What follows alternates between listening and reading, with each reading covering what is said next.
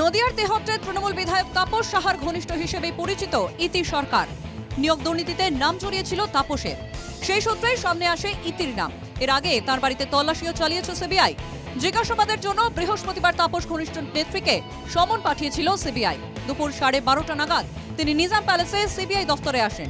প্রায় ঘন্টা খানেক পর সিবিআই দফতর থেকে বেরিয়েও যান ইতি। আমাকে জাস্ট ডেকেছিলেন ওনার সাথে কোঅপারেট করতে, ব্যাস কোনো নথি কিছু নথি আমি তখন তো কোনো নথি পাই। নথি কীভাবে? আমি জাস্ট একটা নর্মাল একটা গ্রামের গৃহবধূ হাউসের। তখন তো বলে এসেছিলেন যে মা আমরা ভুল এখানে এসে তো বুঝতে তুমি তোমার কী অবস্থা। নথি পাওয়ার কিছু না, আমার কিছু এখানে ছিল, ওনারা এসে দেখালেন তো ফেরত দিলেন। প্রাথমিকে নিয়োগ দুর্নীতি তদন্তে বৃহস্পতিবার বিকাশ ভবনে তল্লাশি চালায় সিবিআই। বিকাশ ভবনের নর্থ ব্লকের ওয়্যার হাউসে তল্লাশি সিবিআই এর। প্রাথমিকে নিয়োগ দুর্নীতি তদন্তে এই তল্লাশি। বুধবারও বিকাশ ভবনে তল্লাশি হয়েছিল। নিজাম প্যালেস থেকে সিবিআই এর আধিকারিকরা যান বিকাশ ভবনে।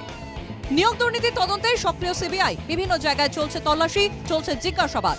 এই নিয়োগ দুর্নীতির জট দ্রুত কাটুক চাইছেন সকলেই। Bureau report, NKTV Bangla.